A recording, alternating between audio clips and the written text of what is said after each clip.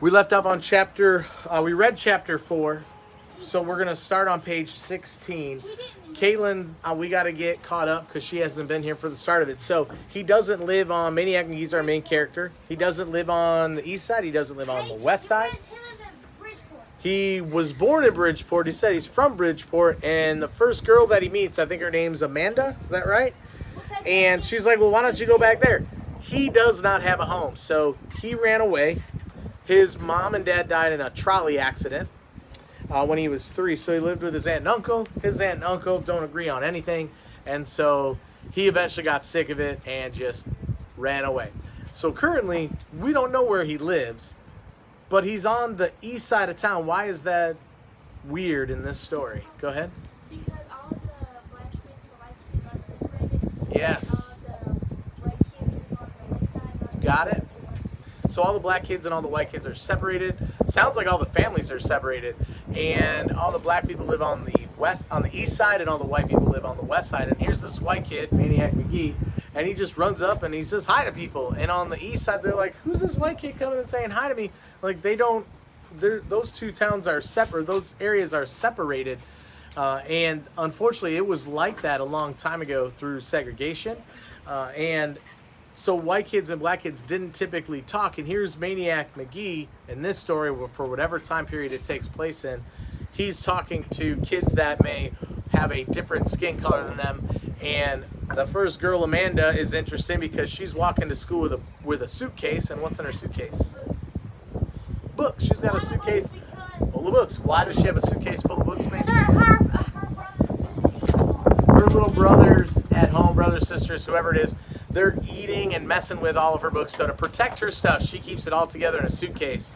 And when we left off, Maniac Magee wanted to borrow a book. Does she eventually let him borrow a book? Yeah, she ends up being late to school for the only time in her life. She does let him borrow a book, and that's interesting.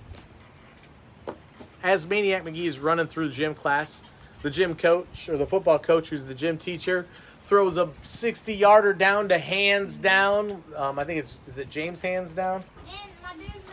And as he goes to catch it, Maniac Magee intercepts it one-handed because he's got a book in the other hand. He catches it, he runs with it, and then what does he do with it? Boom! He boots it. And he just keeps running, and they're all like, who the heck was that? So that's chapter 1 through 4. We're on chapter 5, page 16. Later on that day, there was a commotion on the west end at 803 Oriole Street, to be exact, at the backyard of 803 Oriole, to be exacter.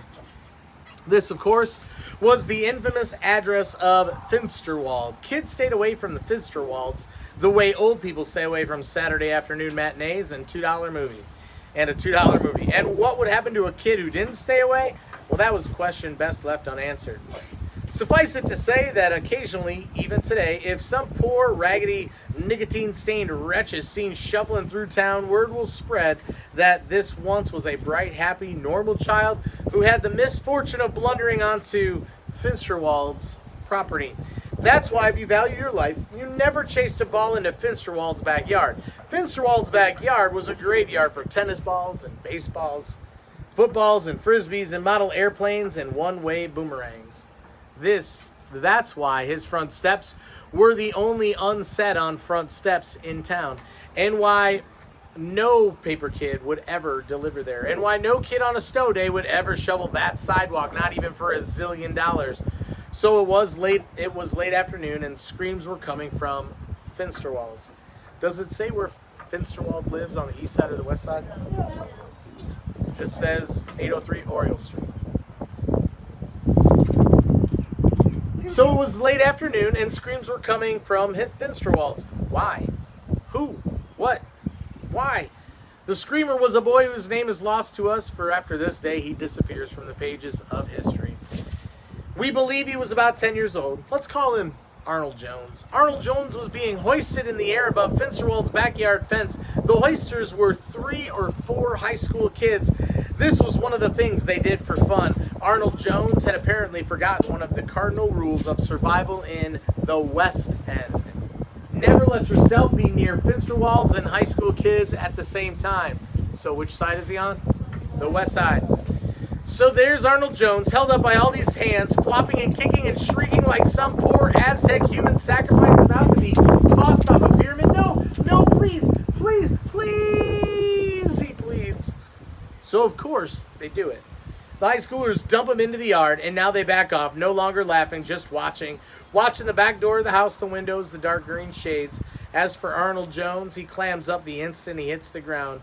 He's on his knees now, all hunched and puckered. His eyes goggle at the back door. At the doorknob, he's paralyzed, a mouse in front of a yawning maw of a python. Now, after a minute or two of breathless silence, one of the high schoolers thinks he hears something. He whispers, "Listen." Another who hears it. A faint, tiny noise, a rattling, a chittering, a chattering, a getting louder. Yes, a chattering teeth. Arnold Jones's teeth. They're chattering like snare drums. And now, as if his mouth isn't big enough to hold the chatter, the rest of his body joins in. First, it's a buzz-like trembling, then the shakes, and finally, it's as if every bone inside him is clamoring to get out. A high schooler squawks, "He's got the Finster Wallies!" Yeah, they yell, and they stand there cheering and clapping.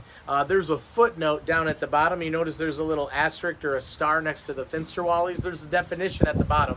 Finsterwallies, 2 Mills, Pennsylvania, West End. Violent trembling of the body, especially in the extremities, arms and legs. Years later, the high schoolers' accounts differ. One says the kid from nowhere hopped the fence, hopped it without ever laying a hand or to boost himself over it. Another says the kid just opened the back gate and strolled in. Another swears it was a mirage, some sort of hallucination, probably caused by evil emanations surrounding 803 Oriole Street. Real or not, they all saw the same kid. Not much bigger than Arnold Jones, raggedy, flap-soled sneakers, book in one hand. They saw him walk right up to Arnold. They saw Arnold look up at him and faint, dead away. Such a bad case of the Finsterwallies did Arnold have that his body kept shaking for half a minute after he conked out. The phantom Samaritan stuck the book between his teeth, crouched down, hoisted Arnold Jones' limp carcass over his shoulder, and hauled him out of there like a sack of flour. Unfortunately, he chose to put Arnold down at the one spot in town as bad as Finsterwald's backyard, namely Finsterwald's front steps. When Arnold came to and discovered this, he took off like a horsefly from a swatter. As the stupefied high schoolers were leaving the scene, they looked back. They saw the kid, cool times 10, stretch out on the forbidden steps and just open his book to read. Any guesses who that kid was that saved Arnold Jones? Maniac. Probably Maniac Magee. All right, we're going to stop there for today. You can head on in